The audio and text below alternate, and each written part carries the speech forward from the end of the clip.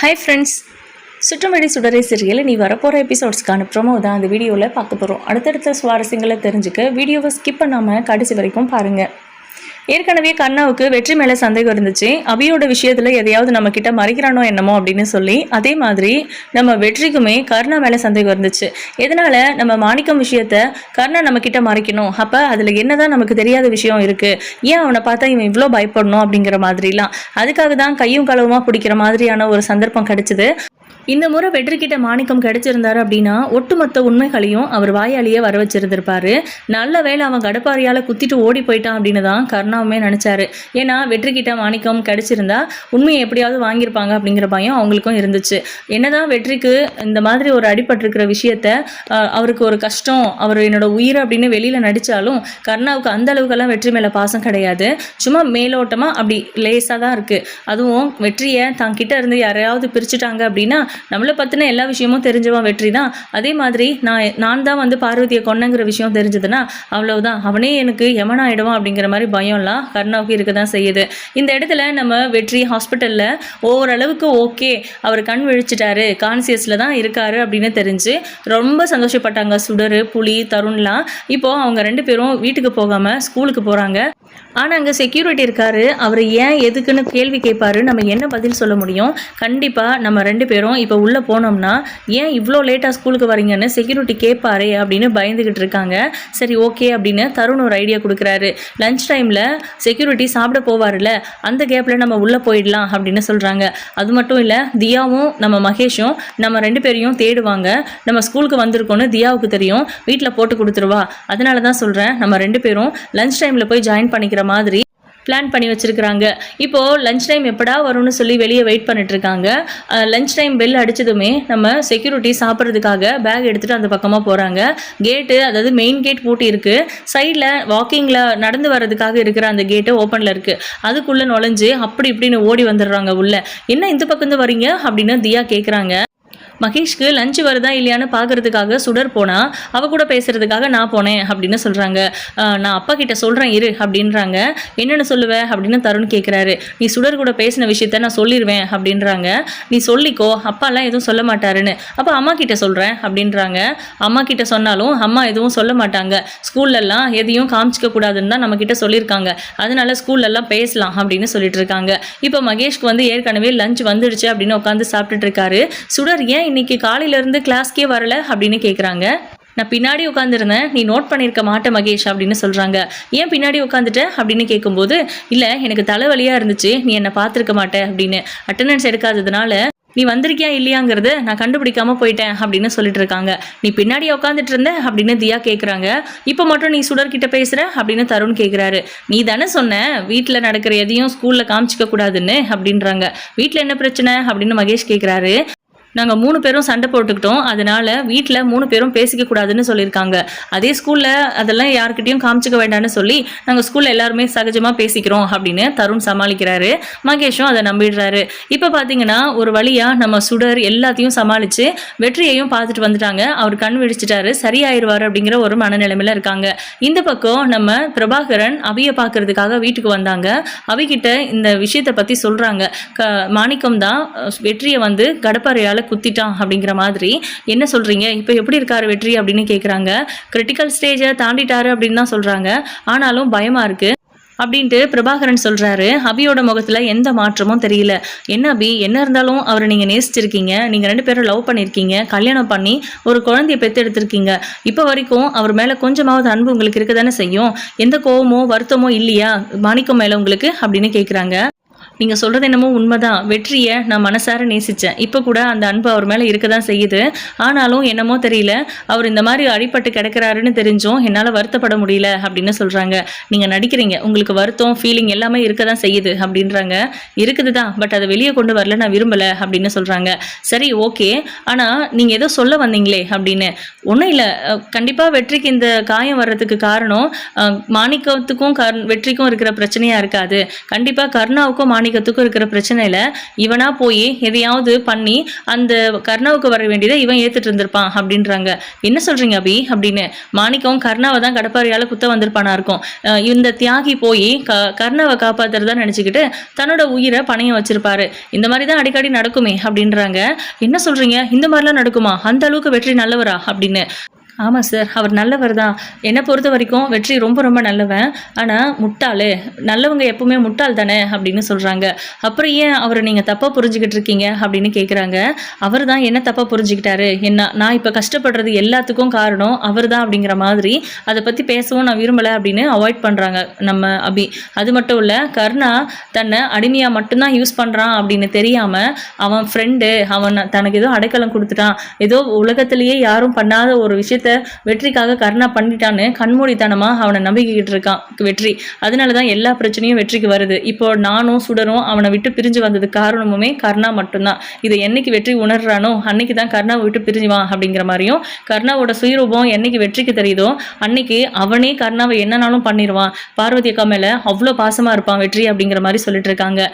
வார்த்தைக்கு வார்த்தை வெற்றி வெற்றின்னு சொல்றீங்க. உயிருக்கு போராடி இப்பதான் ஓரளவுக்கு நல்லா இருக்காருன்னு நான் கேள்விப்பட்டேன். போய் ஒரு வாட்டி பார்த்துட்டு வரலாம்ல அப்படின்றாங்க. இல்லை என்னாலாம் போக முடியாது அப்படின்னு சொல்கிறாங்க. ஒரே ஒரு முறை போயிட்டு வாங்கலேன் அப்படின்னு கேட்குறாங்க. இல்லை நான் போகலை அப்படின்னு சொல்லிடுறாங்க. மறுபடியும் பேசுறதுனால பிரயோஜனம் இல்லை அப்படின்னும் அபி போகணும்னு நினைக்கிறாங்க அப்படிங்கிறதும் நம்ம பிரபாகரனுக்கு தெரியுது. சரி, அவங்களுக்கே அதில் இன்ட்ரெஸ்ட் இருந்தால் போயிட்டு வர போகிறாங்க அப்படிங்கிற மாதிரி அமைதியாகிடுறாங்க. அடுத்த நாள் ஸ்கூல் லீவு அப்படின்னு அனௌன்ஸ் பண்ணுறாங்க. எதுக்கு அப்படின்னு கேட்குறாங்க. அந்த ஏரியாவில் ஏதோ ஃபெஸ்டிவல் அப்படின்னு சொல்கிறாங்க. சரி ஓகே அப்படின்ட்டு இவங்க எல்லாரும் வீட்டுக்கு வராங்க. அம்மோ நாளைக்கு எனக்கு ஸ்கூல் லீவ் அம்மோ அப்படின்றாங்க. சரி ஓகே அப்படின்னு சொல்லிட்டு, சரி நீ வீட்டில் பத்திரமா இரு, நாளைக்கு நான் ஹாஸ்பிட்டலில் போகணும் அப்படின்றாங்க. அம்மோ ஏற்கனவே உங்களை அட்மிட் பண்ணியிருந்தோமே அந்த ஹாஸ்பிட்டலா அப்படின்னு கேட்குறாங்க சுடர். ஆமாடா அதே ஹாஸ்பிட்டல் தான், அங்கே போய் செக்கப் முடிச்சுட்டு மெடிசன்லாம் தீர்ந்து போச்சு, அது கேட்டு வாங்கிட்டு வரணும் அப்படின்றாங்க. அம்மோ நானும் உங்கள் கூட வரவா அப்படின்னு கேட்குறாங்க. எதுக்குடா அப்படின்னு. அங்கே தான் கேப்டன் அட்மிட் பண்ணியிருக்காங்க அப்படிங்கிற விஷயத்த டைரெக்டாக சொல்ல முடியாதுல்ல, அதனால் உங்கள் கூட நானும் வரேன், உங்களை தனியாக அனுப்ப முடியாது, உங்களுக்கு தான் வழியில் அப்பப்போ மயக்கம் வர மாதிரி ஆகுதுல்ல அப்படின்னு சொல்கிறாங்க. அதெல்லாம் நான் பார்த்துப்பேன், ஆட்டோவில் போய் ஆட்டோவில் வந்துடுறேன் அப்படின்றாங்க.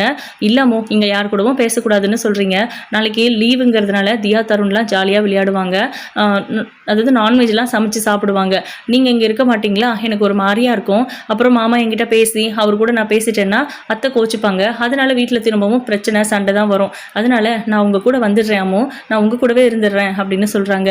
எப்படி பார்த்தாலும் நீ இங்கே தானடா இருக்கணும் அப்படின்றாங்க. இல்லை அம்மோ கண்டிப்பாக இந்த பரோல் முடிஞ்சு நீங்கள் கிளம்புறதுக்குள்ளே கண்டிப்பாக நீங்கள் எந்த தப்பும் பண்ணலைன்னு ப்ரூவ் பண்ணிடலாம், அதுக்கப்புறம் நீங்கள் இங்கேயே இருந்துடலாம் என் கூடவே, நம்ம ஏதாவது ஒரு வீடு பார்த்துக்கிட்டு நீங்களும் நானும் தனியாக போய் அங்கேயே இருந்துக்கலாம் அப்படின்ற மாதிரிலாம் சொல்லிட்டு இருக்காங்க. சரி இவ்வளோ தூரம் எதுக்கு அதெல்லாம் பேசிக்கிட்டு, இப்போ என்ன உனக்கு என் கூட வரணும் அவ்வளவு தானே, போகலாம் அப்படின்னு சொல்லிட்டு அபி வந்து சுடரை கூட்டிகிட்டு போகிறதுக்கு சம்மதம் சொல்லிட்டாங்க. சுடருக்கு பயங்கர சந்தோஷம். இப்போ எல்லாம் அபியை விட வெற்றியை தான் அதிகமாக நேசிக்கிறாங்க நம்ம சுடர். அபியை தவிர வேறு எதுவுமே இந்த உலகத்தில் பெருசு இல்லைன்னு நினச்சிட்டு இருந்தவங்க வெற்றி தான் தன்னோட உலகத்திலேயே பெரிய ஒரு ஹீரோ, அவர் மாதிரி யாருமே இருக்க மாட்டாங்க, இவரே என்னோட அப்பாவா இருந்திருக்கலாமே அப்படிங்கிற மாதிரிலாம் நம்ம சுடர் யோசிக்கிற அளவுக்கு தான் வெற்றி மேலே அவங்க பாசம் வச்சுருக்காங்க. வெற்றிக்குமே சுடர் இருக்கா, எனக்கு ஏதாவது ஒன்றுன்னா என்னாச்சு, நீங்கள் எப்படி இருக்கீங்க, நல்லா இருக்கீங்களா, நீங்கள் சரியாயிடணும் அப்படின்லாம் சொல்கிறதுக்கு எனக்குன்னு கேட்குறதுக்கு ஒரு உயிர் இருக்குது அப்படிங்கிற மாதிரி நம்ம வெற்றி அவ்வளோ சந்தோஷப்பட்டார். அடுத்த நாள் காலையில் நம்ம அபி ஹாஸ்பிட்டலுக்கு போனோம் அப்படிங்கிறதுக்காக ரெடி ஆகிட்டு இருக்காங்க. அது தெரிஞ்சு நம்ம சண்முகம் சரளா கிட்ட போயிட்டு, சரளா அபி ஹாஸ்பிட்டலுக்கு போகிறா, நான் கூட போயிட்டு வந்துடவா அப்படின்னு கேட்குறாங்க. அதெல்லாம் ஒன்றும் தேவையில்லை, அதான் ஏற்கனவே சொல்லிட்டேன்ல அப்படின்றாங்க. இல்லை உடம்பு சரியில்லாதவ, அவளுக்கு என்ன ஏதுன்னு டாக்டர் கிட்ட கேட்கணும், பாவம் இந்த நிலைமையில என்னால் அப்படியெல்லாம் விட முடியாது அப்படின்றாங்க. அதான் நான் ஏற்கனவே சொல்லிட்டேனே, அதுக்கும் மேலே நீங்கள் உங்கள் தங்கச்சிக்காக போவீங்க அப்படின்னா நானும் என் பிள்ளைங்களும் என் அம்மா வீட்டுக்கு போயிட்டுமா அப்படின்றாங்க. இதை கேட்கும்போது சண்முகத்தால் என்ன பேச முடியும், என்னோட வீம்புக்காக பிள்ளைங்களோட வாழ்க்கையில் எதுக்கு விளையாடணும், அவங்க ஸ்கூலுக்கு போகிறாங்க, எக்ஸாம் வரப்போகுது, அவங்க படிப்பையும் கெடுக்கிற மாதிரி ஆயிரும்னு சொல்லிட்டு சரளாவோட பிடிவாதத்தில் இவருமே இறங்கி போயிடுறாரு. இப்போ நம்ம அபியும் சுடரும் கிளம்பும் போது திரும்பி சண்முகத்தை பார்க்குறாங்க. போயிட்டு வாமா அப்படின்னு தலையாட்டுறாரு. அப்படின்னு சரளா ஒரு மாதிரி கடுப்பாகிறாங்க. ஆனால் நம்ம அபி எதுவுமே பேசாமல் சுடரை கூப்பிட்டுட்டு கிளம்புறாங்க. கண் கலங்குறாங்க. அம்மோ கொஞ்சம் கீழே குனிங்க அப்படின்றாங்க. என்னடா என்னாச்சு அப்படின்னு. குனிங்காமோ அப்படின்னு. அதுக்கு அவங்க குனிஞ்சதுக்கப்புறம் அவங்க கிட்ட இருக்கிற கர்ச்சிஃப் எடுத்து அவங்க கண்ணை தொடச்சி விடுறாங்க. இங்கே பாருங்க அம்மோ, கண்டிப்பாக நம்ம பிரச்சனை எல்லாமே சரியாயிரும், பழைய மாதிரி அத்தை மாமா தியா தருண் எல்லாரும் நம்ம கிட்ட பேசுவாங்க.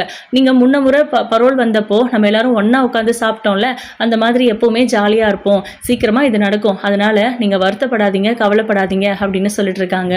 அதுக்கப்புறம் அபியோட முகத்தில் சிரிப்பு வந்துடுது. நீங்கள் சிரிக்கணுங்கிறதுக்காக மட்டுமே நான் இதை சொல்லலாமோ, கண்டிப்பாக நடக்கும், நீங்கள் வருத்தப்படாதீங்க அப்படின்னு சொல்லிட்டு 2 பேரும் கிளம்புறாங்க. ஆட்டோ வந்துடுது. அதில் ஏறி அவங்க ஹாஸ்பிட்டலுக்கு போகிறாங்க. அங்கே புலி நின்றுட்டுருக்காரு. அவரை பார்த்த உடனே சுடர் அம்மு பார்த்துடக்கூடாது அவரை அப்படிங்கிற மாதிரி யோசிச்சுட்டு இருக்காங்க. ஆனால் எதுவுமே தெரியாத மாதிரியும் கேஷுவலாக இருக்காங்க சுடர். நம்ம அபி வந்து புலியை பார்த்துடுறாங்க. இருந்தாலும் அவங்கக்கிட்ட எதுவுமே பேசாமல் அவங்க பாட்டுக்கு சுடரை இறுக்கமாக பிடிச்சிக்கிட்டு கிராஸ் பண்ணி போகிறாங்க. சுடர் அப்படின்னு சொல்லிட்டு நம்ம புலி கூப்பிடுறாரு. அவங்க திருப்பி பார்க்குறாங்க. சுடர் யார் கூடவும் பேச வரல, நம்ம ஹாஸ்பிட்டலுக்கு வந்திருக்கோம் வா அப்படின்னு சொல்லி உள்ளே கூப்பிட்டு போயிடுறாங்க. எதுக்காக புலி அங்கிள் இங்கே இருப்பாராமோ அப்படின்னு கேட்குறாங்க. எனக்கு என்ன தெரியும், அவங்க எல்லாம் என்ன என்கிட்ட சொல்லிட்டா இங்கே வந்திருப்பாங்க, அவங்க ஏதாவது உடம்பு சரியில்லைன்னு வந்திருப்பாங்க, வா நம்ம டாக்டரை பார்க்கலாம் அப்படின்ட்டு இவங்க 2 பேரும் உள்ளே போகிறாங்க. குழந்தைங்களை வெளியவே விடுங்க அப்படின்னு சொல்கிறாங்க டாக்டரு. அதனால சுடரை இங்கே உட்காரு அப்படின்னு ஒரு சேரில் உட்கார வச்சுட்டு, நான் டாக்டரை பார்த்துட்டு வர வரைக்கும் எங்கேயும் போகக்கூடாது, வெளியே ஒருத்தரை பார்த்தியே அவங்க கிட்ட எல்லாம் பேசக்கூடாது சரியா அப்படின்றாங்க. சரிங்க அம்மு அப்படின்னு சொல்லிட்டு இப்போ அபி உள்ளே போகிறாங்க. செக்கப்லாம் முடிச்சுட்டு வரதுக்கு எவ்வளோ நேரம் ஆகும்னு தெரியல. எவ்வளோ நேரம் ஆகும்னு தெரிஞ்சா போயிட்டு நம்ம கேப்டனை பார்த்துட்டு வந்துடலாம் அப்படின்னு யோசிச்சுட்டு இருக்காங்க. அப்போ புலி வராரு. கேப்டன் எப்படி இருக்காரு அப்படின்னு கேட்குறாங்க. நல்லா தான் இருக்கான் அப்படின்னு சொல்கிறாங்க. சரி அவரை நான் பார்க்கணுமே அப்படின்னு. உன் அம்மா கூட வந்திருக்கேன், உன் அம்மா உன்னை திட்ட மாட்டாங்களா அப்படின்னு கேட்குறாங்க. உள்ளே போயிருக்காங்க. எவ்வளோ நேரம் ஆகும்னு தெரியாது அப்படின்னு சொல்கிறாங்க. சரி ஓகே ஒரு நிமிஷம் இருன்னு சொல்லி அங்கே வெளியே நிற்கிற நர்ஸ் கிட்ட போய் கேட்குறாங்க. டாக்டரை பார்க்கணும், எவ்வளோ நேரம் ஆகும் அப்படின்னு. அவங்க குண்டடிப்பட்டு அவங்களுக்கு ட்ரீட்மெண்ட் போயிட்டுருக்குது. இப்போ அவங்க செக்கப்க்கு வந்திருக்காங்க. குறைஞ்சது 1 hour ஆகும் அவங்க வெளியே வர்றதுக்கு. ஏதாவது எமர்ஜென்சினா வெயிட் பண்ணுங்கள், டியூட்டி டாக்டர் வருவார் அப்படின்னு சொல்கிறாங்க. சரி ஓகே அப்படின்னு சொல்லிட்டு நம்ம புலி அங்கேருந்து போயிடுறாங்க. இப்போ சுடருக்கு இன்ஃபர்மேஷன் கிடச்சிருச்சு. உடனே நம்ம சுடர் அங்கே போகிறாங்க வெற்றியை பார்க்குறதுக்காக. ஆனால் வெற்றி மயக்கத்தில் இருக்கார். அவர் நல்லா தான் இருந்தார், திடீர்னு பல்ஸ் எல்லாமே குறைஞ்சிருச்சு, அப்படியே மயங்கிட்டார். அந்த நர்ஸ் பார்த்துட்டு ஓடி போய் டாக்டரை கூப்பிடுறாங்க. சுடர் உள்ளே போக போக இந்த மாதிரி விஷயம் நடந்துருச்சு. இப்போது நம்ம அபி வந்து ஆல்ரெடி டாக்டரை கன்சல்ட் பண்ணிட்டு இருக்காங்க. அதே டாக்டர்கிட்ட நர்ஸ் போய் சொல்ல 1 நிமிஷம் அப்படின்னு அபியை வெயிட் பண்ண சொல்லிட்டு டாக்டர் வந்து வெற்றியை பார்க்கறதுக்காக இங்கே வராங்க. சுடர் அந்த டாக்டர் தான் இங்கே வந்திருக்காங்க, அம்முவும் வெளியே வருவாங்க அப்படின்னு யோசிக்காம அங்கேயே நின்றுட்டு இருந்துட்டாங்க. கேப்டன் கேப்டன் சொல்லிட்டு அலறிட்டு இருக்காங்க. சுடர் சுடர் அப்படின்னு இங்கே அபி அலறிட்டு இருக்காங்க. அதுக்கப்புறம் கொஞ்சம் நேரத்தில் அங்கே தானே ஏதோ சத்தம் கேட்குது, யாருக்கு என்ன ஆயிருக்கும் அப்படின்னு சொல்லி அபியும் போய் பார்த்தா அங்கே சுடர் வந்து கொஞ்சம் தள்ளி நிற்கிறாங்க. வெற்றியை டாக்டர்ஸ்லாம் பார்த்துட்டு இருக்காங்க. இப்போது நம்ம அபி இருந்துட்டு சுடர் அப்படின்னு கூப்பிடுறாங்க. சுடர் வந்து 2-3 முறை காது கேட்கறதில்ல. அதுக்கப்புறம் அம்மு அப்படின்ட்டு வெளியே ஓடி வராங்க. இங்கே எதுக்கு வந்த அப்படின்னு கேட்குறாங்க. யாருக்கும் ரொம்ப உடம்பு சரியில்லை அப்படின்னு சொன்னாங்க. வந்து பார்த்தா இங்கே கேப்டன் இருக்காரு, அவருக்கு என்ன ஆச்சுன்னே தெரியல, அவருக்கு ஏதாவது ஆயிடுமாமோ, அவர் ரொம்ப கிரிட்டிக்கலாக இருக்காருன்னு டாக்டர்ஸ்லாம் பேசிக்கிறாங்க அப்படின்னு சொல்லிட்டு சுடர் அழுகுறாங்க. இப்போ எதுக்கு நீ இவ்வளோ அழுகுற, நீ அழுகிற அளவுக்கு அவர் யார் உனக்கு அப்படின்னு. அவர் ரொம்ப நல்லவர், அவர் ரொம்ப பாவமோ அப்படின்னு சொல்கிறாங்க. அதுக்கப்புறம் அவருக்கு யாரோ கடப்பாரியால் குத்திட்டாங்களாம். ரொம்ப மோசமான ஒரு சூழ்நிலையில இருந்து இப்போ தான் சரியாயிருக்காரு அப்படின்னு சொல்கிறாங்க. அது தெரியும் அம்மு அப்படின்னு. இவனுக்கு எப்படி தெரியும் அப்படின்னு அபி கேட்குறாங்க. இப்போ நீங்கள் சொன்னீங்க கொஞ்ச நேரத்துக்கு முன்னாடி டாக்டர்ஸ் பேசிகிட்டு இருந்தாங்க அப்படின்னு சொல்கிறாங்க. எல்லாரும் பதற்றமாக இருக்கும்போது தான் நீங்கள் வந்தேன்னு சொன்னேன், யார் பேசினது அப்படின்னு. அவங்க பேசிக்கிட்டதில் எனக்கு புரிஞ்சுதாமோ அப்படின்றாங்க. சரி இங்கே என்ன நமக்கு வேலை, வா போகலாம் அப்படின்னு. கேப்டனை பார்த்துட்டு போகலாமோ, அவருக்கு என்ன ஆச்சுன்னு தெரிஞ்சுக்கலாம் அப்படின்னு. இல்லை என்னோட வேலை இன்னும் முடியலை, டாக்டர் தான் இங்கே வந்துட்டாங்களே, வா உட்காரலாம், மறுபடியும் டாக்டர் வர வரைக்கும் நம்ம இங்கே தான் வெயிட் பண்ணி ஆகணும் அப்படின்னு சொல்லி போய் உட்கார்ந்துட்டு இருக்காங்க. இப்போ பார்த்தீங்கன்னா டாக்டர் வந்து ஒரு வழியாக போராடி வெற்றியை சரி பண்ணிடுறாங்க. சுடர் வந்து மனசுக்குள்ளேயே கடவுளை வேண்டிக்கிறாங்க, எப்படியாவது கேப்டனை காப்பாற்றிடுங்க, அவருக்கு எதுவும் ஆகக்கூடாது அப்படின்ட்டு. அவர் நல்லா தான் இருந்தார் அப்படின்னு டாக்டர்ஸ் பேசிக்கிறாங்க. திடீர்னு என்ன இருக்காமோ அப்படின்னு கேட்குறாங்க. எனக்கு மட்டும் என்ன தெரியும், நானும் உன் கூட தானே வந்திருக்கேன் அப்படின்னு சொல்லிட்டு நம்ம சுடர் வந்து ரொம்ப டென்ஷனாக இருக்காங்க. அது அபியும் புரிஞ்சுக்கிறாங்க. இப்போ என்ன உனக்கு கேப்டனை பார்க்கணுமா அப்படின்னு. ஆமாம் அப்படின்னு சொல்கிறாங்க. சரி போய் பாருப்போ அப்படின்னு சொல்லிடுறாங்க. நிஜமாவாமோ நீங்கள் கோச்சிக்க மாட்டீங்களே அப்படின்னு. இங்கே உட்கார வச்சுட்டு போனேன், நான் வெளியே வர லேட் ஆகும்னு நினச்சி தானே நீ உன் பாட்டுக்கு ஓடுனேன் அப்படின்றாங்க. இல்லை அங்கே கேப்டன் இருக்காருன்னு எனக்கு தெரியாதாமோ அப்படின்னு பொய் சொல்கிறாங்க. பொதுவாக சுடர் பொய்யே சொல்ல மாட்டாங்க. இப்போ எல்லாம் வெற்றிக்காகவே நிறைய பொய் சொல்ல வேண்டியதாக இருக்குது. இப்போது நம்ம அபியை பார்த்துக்க வேண்டிய அந்த டாக்டர் வராங்க. அவங்க வரும்போது என்னாச்சு டாக்டர் அங்கே அப்படின்னு கேட்குறாங்க. திடீர்னு பல்ஸ்லாம் லோ ஆயிடுச்சு, என்னாச்சுன்னு தெரியல, ஏதாவது மெடிசன் ஒத்துக்கலையா என்னன்னு தெரியல, டெஸ்ட்லாம் பண்ண சொல்லியிருக்கேன் அப்படின்னு சொல்கிறாங்க. உயிருக்கு எதுவும் அப்படின்னு. இல்லை உயிருக்கெல்லாம் எந்த ஆபத்தும் கிடையாது, ஏன் அவ்வளோ லோ ஆயிடுச்சுன்னு தெரியல, பார்த்துக்கலாம் சரியாயிருவார் அப்படின்னு சொல்லிட்டு நீங்கள் உள்ளே வாங்கன்னு கூப்பிட்டு போகிறாங்க. சுடர் எங்கேயும் போகக்கூடாது, இங்கே தான் உட்காந்துட்டு இருக்கணும் அப்படின்னு. சுடர் டல்லாக இருக்காங்க. வாங்க அபி அப்படின்னு டாக்டர் கூப்பிடுறாங்க. அப்போ சுடரை பார்த்துட்டு ஒரு மாதிரி பாவமாக இருக்குது. நம்ம வேண்டான்னு சொன்னாலும் திருட்டுத்தனமாக போய் பார்க்க தான் போகிறா, அதனால நம்மளே சொல்லிட்டு போயிடலாம், அது கொஞ்சம் டீசெண்டாக இருக்கும் அப்படின்னு யோசிச்சுட்டு, இப்போ என்ன சுடர், உனக்கு வெற்றியை அதாவது கேப்டனை பார்க்கணும் அவ்வளவு தானே, போய் பார்த்துட்டு வா, ஆனால் அவர்கிட்ட எதுவும் பேசக்கூடாது சரியா அப்படின்றாங்க. சரிங்க அம்மோ அப்படின்னு சொல்கிறாங்க. சந்தோஷமாக போகிறாங்க சுடர். அபி வந்து ஹாஸ்பிட்டல் அதாவது அந்த டாக்டரை பார்க்கறதுக்கு உள்ளே போயிடுறாங்க. அங்கே புலி இருக்காரு, அவர்கிட்ட போய் சுடர் கேட்குறாங்க, என்னாச்சு அவருக்கு சரியாயிடுச்சா, அவர் சரியாயிருவாரா, எதோ சொல்கிறாங்க டாக்டரு அப்படின்னு. சுடர், நீ பயப்படுற அளவுக்குலாம் எதுவும் ஆகாது, வெற்றி கண்டிப்பாக சரியாகி வந்துடுவான், நீ பயப்படாத, உன் கேப்டன் திரும்பவும் உங்ககிட்ட பழைய மாதிரி வந்து பேசுவான் அப்படின்னு சொல்லிட்டு கண் கலங்குறாரு.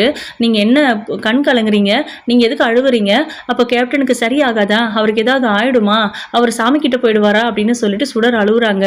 சுடர் அப்படியெல்லாம் எதுவும் ஆகாது, நீ வேணா போய் பேச, அவன் கண் திறந்து பாப்பா அப்படின்னு. அவர் இன்னும் கண்ணை திறக்கலையா அப்படின்னு கேட்குறாங்க.